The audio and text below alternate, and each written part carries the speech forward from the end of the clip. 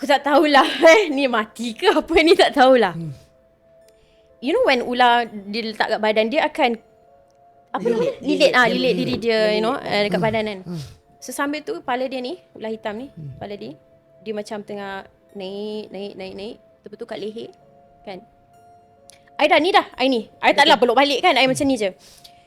Dia buka mulut dia. Dan dia macam ni dekat I. I ingatkan I dah nak mati dah. Memang nak gigit lah ni. Tapi I rasa that perempuan Cina tu, I panggil dia perempuan Cina lah.